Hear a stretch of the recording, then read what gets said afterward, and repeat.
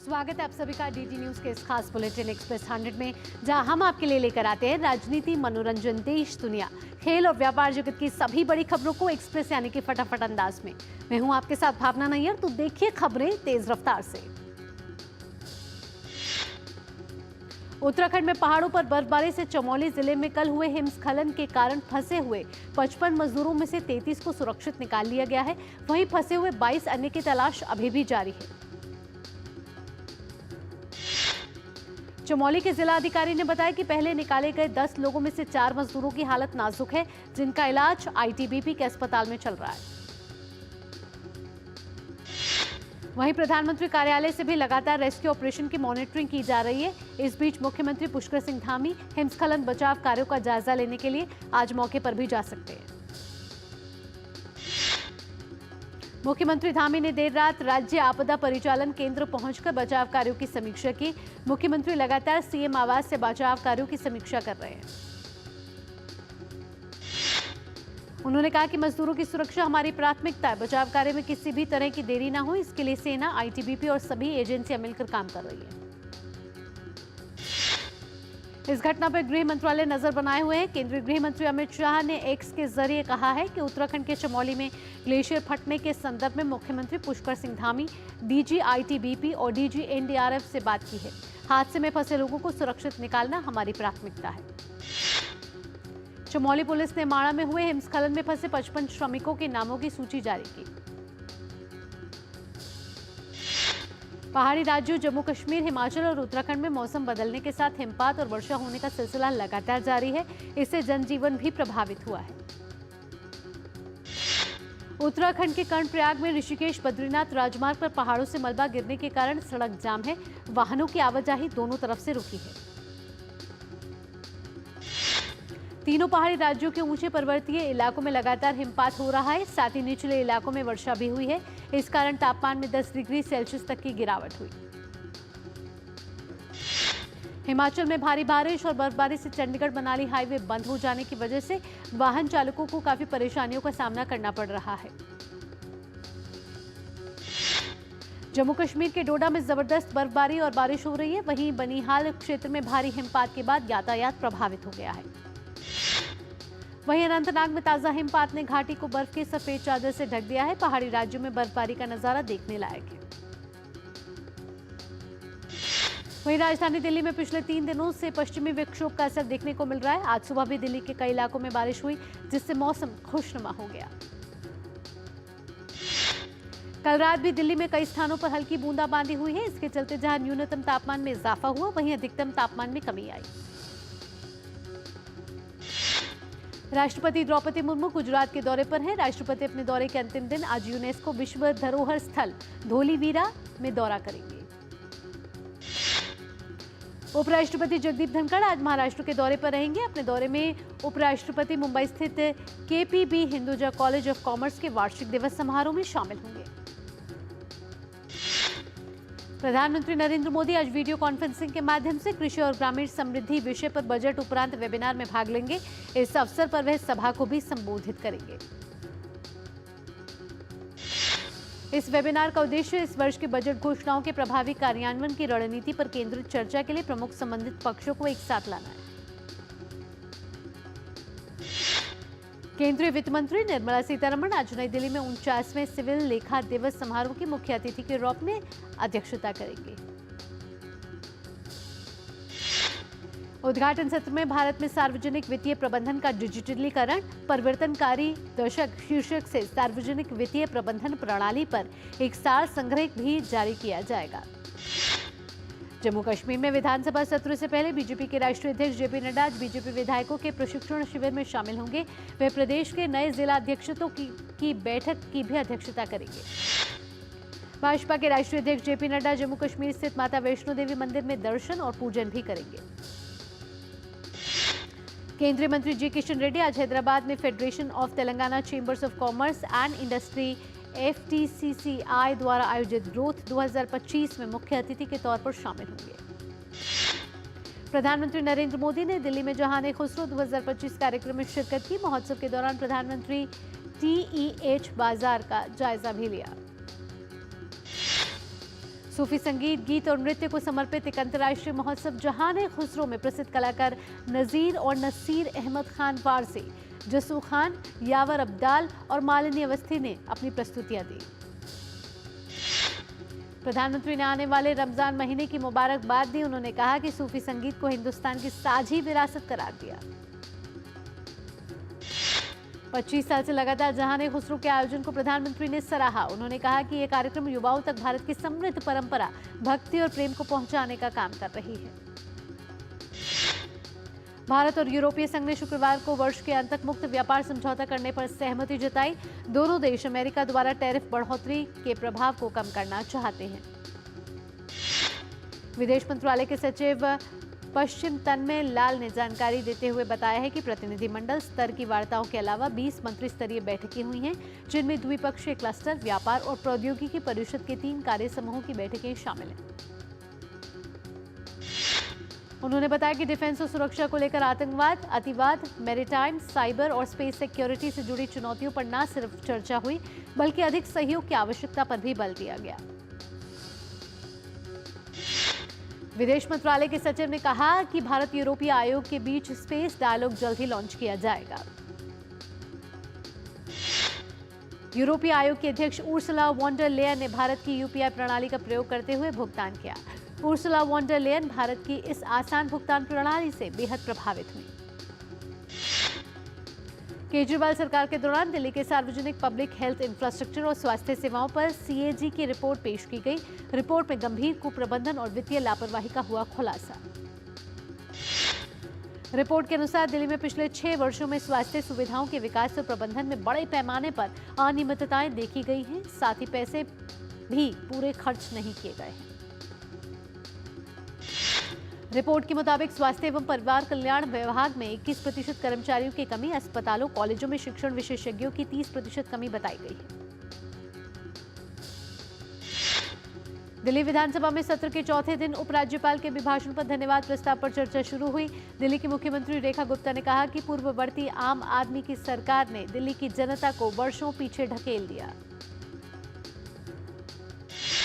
उन्होंने आप पर निशाना साधते हुए कहा कि आपको दिल्ली की जनता के दर्द का प्रचार करना आता है, उपचार करना नहीं, लेकिन हमें एहसास है कि हम उपचार करेंगे। उन्होंने पूर्व मुख्यमंत्री केजरीवाल के शीश महल पर भी तंज कसा।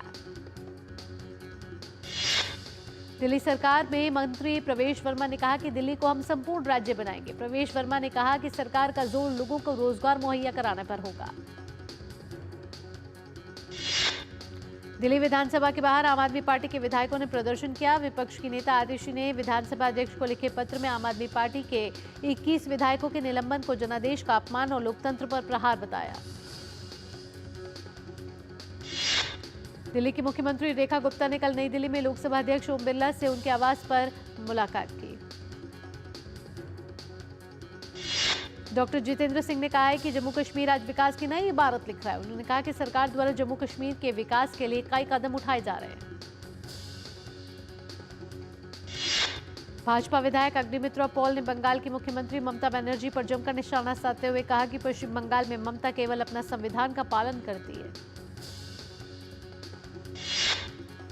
अमेरिका के प्रसिद्ध भौतिक विज्ञानी ब्रायन ग्रीन ने आज आईआईटी दिल्ली का दौरा किया। उन्होंने आईआईटी दिल्ली के छात्रों और शिक्षकों के साथ संवाद किया और उनके सवालों का जवाब दिया।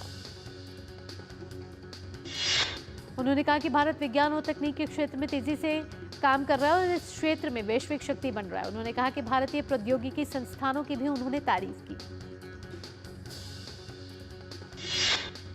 तेलंगाना के नागरकुर्नूल जिले में एसएलबीसी सुरंग ढहने की घटना के बाद सुरंग के अंदर फंसे श्रमिकों को बचाने के लिए बचाव अभियान जारी है। तमिलनाडु के मुख्यमंत्री एम.के. स्टालिन ने अपने 72वें जन्मदिन पर चेन्नई के मुथामिझार रिगनार डॉक्टर केलगनार एम करुणानिधि मेमोरियल में स्कूली बच्चों को चॉकलेट बांटी। पंजाब के तरनतारन जिले के खेड़ा गांव में गैंगस्टरों और पंजाब पुलिस के बीच मुठभेड़ हुई। पुलिस ने जवाबी फायरिंग की, जिसमें अर्शदीप सिंह और रॉबर्टप्रीत सिंह घायल हो गए। अर्शदीप सिंह पहले से ही एक हत्या के मामले में वांछित थे।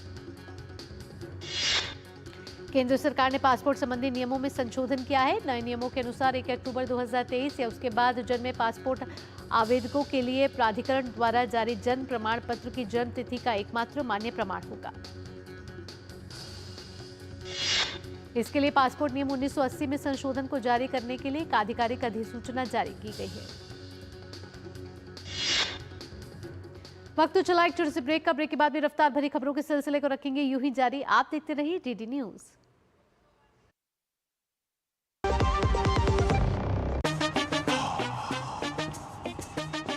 कैसे धंधा बढ़ेगा, कैसे गल्ला चलेगा, कैसे टाइकून बनेगा, ये काफी नहीं बेटा, जो स्कूटर है तेरा कब रॉकेट बनेगा। सिर्फ नींबू मिर्ची लगाने से बिजनेस बढ़ता तो हर बड़ा बिजनेस यही करता। बिजनेस बढ़ता है क्रेडिट से। अपनी दुकान में क्रेडिट ऑन यूपीआई अपनाओ। कस्टमर्स को यूपीआई पे क्रेडिट मिलेगा तो कस्टमर्स बढ़ेंगे और उनकी शॉपिंग भी। क्या समझे? अपने पेमेंट पार्टनर से संपर्क करें। जब धरती चीर कर निकलता है लोहे का पत्थर और मिलता है मोंगिया के जोश से, फिर तपता है, पिघलता है और बनता है फौलाद। अब होता है सरिया सारी खूबियों के साथ। मोंगिया स्टील, मजबूत देश का मजबूत सरिया। ब्रेक के बाद आपका स्वागत है। आप देख रहे हैं एक्सप्रेस 100। रफ्तार भरी खबरों के सिलसिले को बढ़ाते आगे। वित्त वर्ष 2024-25 के अक्टूबर दिसंबर तिमाही में जीडीपी ग्रोथ 6.2% रही है।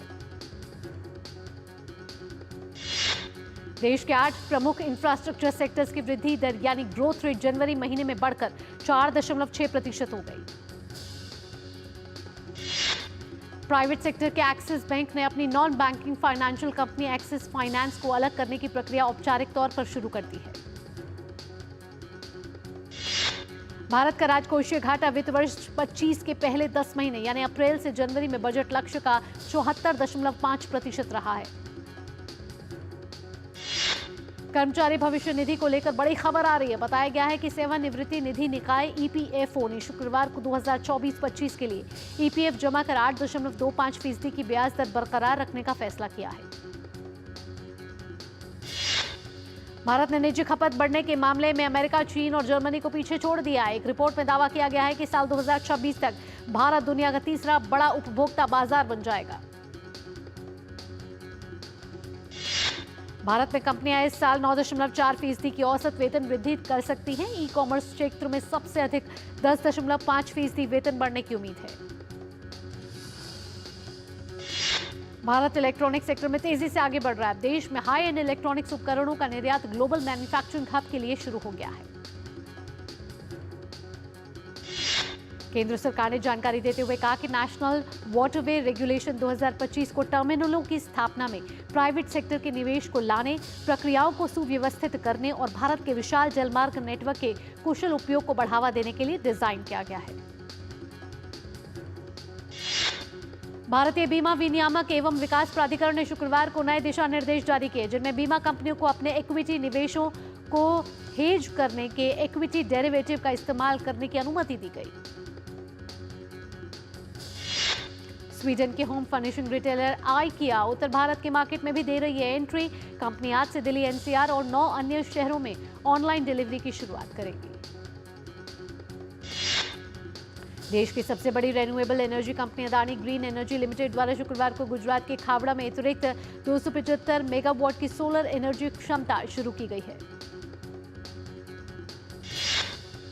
सरकार ने ऑथेंटिकेशन रिक्वेस्ट प्रोसेस को आसान बनाने के लिए आधार गुड गवर्नेंस पोर्टल लॉन्च किया है। यह आधार को अधिक पीपल फ्रेंडली बनाने, जीवन को आसान बनाने और लोगों के लिए सेवाएं तक बेहतर पहुंचाने को सक्षम करने के प्रयास के अनुरूप है। एक लेटेस्ट रिपोर्ट के अनुसार भारत में यात्री वाहनों की बिक्री वर्ष 2025-26 में 4 से 7% की वृद्धि दर करने की उम्मीद है। ग्रामीण मांग में मजबूती के कारण वित्त वर्ष 2026 में दोपहिया वाहनों की बिक्री 6 से 9% की तेज गति से बढ़ने की उम्मीद। पीएनबी की लेटेस्ट रिपोर्ट के अनुसार भारत का तेजी से बढ़ता खिलौना उद्योग वैश्विक खिलौना बाजार में एक बड़ा हिस्सा हासिल करने के लिए तैयार है, जिसे लेकर अनुमान लगाया जा रहा है कि साल 2032 तक 179.4 बिलियन डॉलर तक पहुंच जाएगा। रूस यूक्रेन में संघर्ष विराम को लेकर व्हाइट हाउस में हुई बातचीत नाकाम हो गई। अमेरिकी राष्ट्रपति डोनाल्ड ट्रंप और यूक्रेन के राष्ट्रपति वोलोदिमीर ज़ेलेंस्की के बीच वॉशिंगटन डीसी में हुई मुलाकात तीखी बहस में तब्दील हो गई। ज़ेलेंस्की ने ट्रंप से कहा कि रूस के राष्ट्रपति पुतिन के साथ शांति वार्ता में कोई समझौता नहीं होना चाहिए। ज़ेलेंस्की ने कहा कि रूस ने यूक्रेन के बड़े हिस्से पर कब्जा कर लिया है। इस पर ट्रंप ने ज़ेलेंस्की से कहा कि आपका रवैया समझौता करने वाला नहीं है। ज़ेलेंस्की ने पूछा कि किस तरह की कूटनीति, और फिर वेंस ने जवाब दिया कि मैं उस कूटनीति के बारे में बात कर रहा हूं जिससे आपके देश में हो रही बर्बादी को रोका जा सकता है। ट्रंप ने भी ज़ेलेंस्की को चेतावनी दी कि यूक्रेन को अमेरिका के साथ एक समझौता करना होगा, वरना अमेरिका उसका साथ नहीं देगा।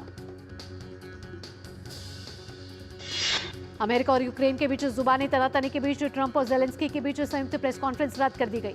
अकेले ही ट्रंप ने मीडिया से कहा कि यूक्रेन को तत्काल युद्ध विराम करना चाहिए।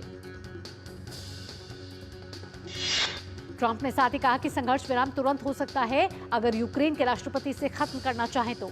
इसके लिए उन्हें एक समझौते पर हस्ताक्षर करना होगा जिसमें कुछ समय लगेगा। ट्रंप ने यह भी कहा कि यूक्रेन को अगर युद्ध विराम नहीं चाहिए तो अमेरिका इसे समाप्त कर देगा और उससे अमेरिका के बिना लड़ना होगा। रूस और यूक्रेन के बीच जारी संघर्ष को रोकने को लेकर अमेरिकी राष्ट्रपति डोनाल्ड ट्रंप ने वोलोदिमीर ज़ेलेंस्की को दो टूक संदेश दे डाला है। अमेरिकी राष्ट्रपति ने कहा है कि यूक्रेन के राष्ट्रपति वोलोदिमीर ज़ेलेंस्की को तत्काल संघर्ष विराम करना चाहिए। ज़ेलेंस्की ने सोशल मीडिया एक्स पर लिखा है कि धन्यवाद अमेरिका, आपके समर्थन के लिए धन्यवाद। यूक्रेन को न्यायपूर्ण और स्थायी शांति की जरूरत है और हम ठीक उसी के लिए काम कर रहे हैं। रूसी ड्रोन ने यूक्रेन के दूसरे सबसे बड़े शहर खार्किव में एक चिकित्सा सुविधा और अन्य लक्ष्यों पर हमला किया, जिसमें कम से कम 5 लोग घायल हो गए। खार्किव के मेयर इगोर तेरेखोव ने बताया कि शहर के 3 केंद्रीय जिलों में 9 रूसी ड्रोन ने नागरिक इलाकों पर हमला किया। आईसीसी चैंपियंस ट्रॉफी का 11वां मैच आज दक्षिण अफ्रीका और इंग्लैंड के बीच खेला जाएगा। ये मैच कराची के नेशनल स्टेडियम में दोपहर 2:30 बजे से शुरू होगा। इंग्लैंड के खिलाफ दक्षिण अफ्रीका के लिए यह मैच करो या मरो का मैच है। इंग्लैंड की टीम पहले ही सेमीफाइनल की रेस से बाहर हो गई है। आज इस मैच को जीतकर टीम सेमीफाइनल में जगह पक्की कर लेगी। चैंपियंस ट्रॉफी से बाहर हो चुकी इंग्लैंड जीत के साथ टूर्नामेंट का अपना सफर समाप्त करना चाहेगी। वहीं इंग्लैंड अगर बड़े अंतर से जीता तो टीम अफगानिस्तान को सेमीफाइनल में क्वालिफाई करा देगी। जोस बटलर ने इंग्लैंड के व्हाइट बॉल कप्तान के पद से इस्तीफा दे दिया है। इंग्लैंड की टीम चैंपियंस ट्रॉफी के ग्रुप स्टेज से बाहर हो गई, जिसके बाद बटलर ने फैसला लिया है। जोस बटलर ने कहा कि वे कराची में दक्षिण अफ्रीका के खिलाफ होने वाले मैच में आखिरी बार टीम की कप्तानी करेंगे। चैंपियंस ट्रॉफी में शुक्रवार को अफगानिस्तान और ऑस्ट्रेलिया के बीच खेला गया मैच बारिश के कारण रद्द होने से दोनों टीमों को 1-1 अंक मिला और ऑस्ट्रेलिया ने 4 अंक के साथ प्रतियोगिता के सेमीफाइनल में प्रवेश कर लिया। अफगानिस्तान ने ऑस्ट्रेलिया के सामने जीत के लिए 274 रन का लक्ष्य रखा था। ऑस्ट्रेलिया ने 1 विकेट के नुकसान पर 109 रन बना लिए थे जब मैच बारिश के कारण रोकना पड़ा। इसके बाद मैच दोबारा शुरू नहीं हुआ और मैच को रद्द घोषित किया गया। दिल्ली कैपिटल्स ने हरफनमौला प्रदर्शन करते हुए पूर्व चैंपियन मुंबई इंडियंस को 9 विकेट से हराकर महिला प्रीमियर लीग की अंक तालिका में शीर्ष स्थान पर कब्जा कर लिया। महिला प्रीमियर लीग के तीसरे सीजन में पहली बार यूपी वॉरियर्स की टीम अपने घरेलू मैदान अटल बिहारी वाजपेयी एकाना क्रिकेट स्टेडियम लखनऊ में खेलेगी। दीप्ति शर्मा की कप्तानी वाली ये टीम 3 मार्च को गुजरात जायंट्स, 6 मार्च को मुंबई इंडियंस और 8 मार्च को रॉयल चैलेंजर्स बेंगलुरु से भिड़ेगी। विदर्भ और केरल के बीच नागपुर में खेले जा रहे रणजी ट्रॉफी फाइनल में केरल की टीम अपनी पहली पारी में 342 रन बनाकर आउट हो गई। विदर्भ ने पहली पारी में 37 रन की बढ़त हासिल की। यूकी भांबरी ने अपने करियर में पहली बार एटीपी 500 इवेंट के फाइनल में जगह बनाई। यूकी भांबरी और एलेक्साई पोपरिन की जोड़ी ने दुबई टेनिस चैंपियनशिप के फाइनल में जगह बना ली है। फरवरी 2025 में पैंगोंग फ्रोजन लेक मैराथन के तीसरे संस्करण का आयोजन किया गया। इस मैराथन का उद्देश्य लद्दाख में विंटर स्पोर्ट्स को बढ़ावा देना है। इस मैराथन में 100 से ज्यादा सेना के जवानों और आम नागरिकों ने हिस्सा लिया। रूस के ग्रैंड मास्टर बोरिस स्पेस्की का 88वां वर्ष की आयु में निधन हो गया। स्पेस्की 10वें विश्व शतरंज चैंपियनशिप में जीते थे। उन्होंने 1969 से 1972 तक यह खिताब अपने पास रखा। वे 1972 में अमेरिका के बॉबी फिशर से हार गए थे। फेनेरबाच के मैनेजर होजे मोरिनो पर टर्किश फुटबॉल संघ ने 4 मैच का प्रतिबंध लगा दिया है। मोरिनो ने टर्किश रेफरीज के खिलाफ कुछ टिप्पणी की थी। डैनियल मेडवेडेव ने Dubai tennis championship chair umpire के साथ हुए विवाद को ज्यादा तूल नहीं दिया। उन्होंने कहा कि दोनों ने इस बारे में बात कर ली और वे चेयर अंपायर का सम्मान करते हैं। बायर्न म्यूनिख फुटबॉल क्लब ने अपनी 125वीं वर्षगांठ मनाई। क्लब की स्थापना 27 फरवरी 1900 में की गई थी। बायर्न म्यूनिख जर्मनी का सफलतम फुटबॉल क्लब है। कंगना रनौत की फिल्म इमरजेंसी 17 मार्च को ओटीटी पर होगी स्ट्रीम। इब्राहिम अली खान बॉलीवुड में डेब्यू करने जा रहे हैं। उनकी फिल्म नादानिया 7 मार्च को ओटीटी पर हो रही है स्ट्रीम। फिल्म थंडेल का सिनेमाघरों के बाद अब ओटीटी पर 14 मार्च को स्ट्रीम किया जाएगा। जॉन इब्राहिम की फिल्म द डिप्लोमैट का नया गाना हुआ रिलीज। फिल्म 14 मार्च को होगी रिलीज। विष्णु माचू की आगामी फिल्म कनप्पा 25 अप्रैल को होगी रिलीज। फिल्म को तमिल, कन्नड़, मलयालम, हिंदी और अंग्रेजी में डब किया जाएगा। अजीत कुमार और Trishna Krishnan star action thriller Vidaamuyarchi 3 March को ओटीटी पर होगी stream. The waking of a nation web series 7 March को ओटीटी पर होगी स्ट्रीम।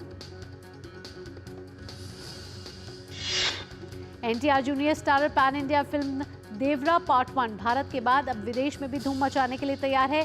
फिल्म 28 मार्च को जापान में रिलीज होगी। फिल्म निर्माता अनुराग कश्यप मलयालम थ्रिलर फुटेज का हिंदी वर्जन पेश करने के लिए तैयार है। नाना की आगामी फिल्म द पैराडाइज का टीजर 3 मार्च को होगा रिलीज। इसी के साथ एक्सप्रेस 100 में फिलहाल इतना ही। देश और दुनिया की बाकी अहम खबरों के लिए आप देखते रहिए जीडी न्यूज। मुझे दीजिए अनुमति। नमस्कार।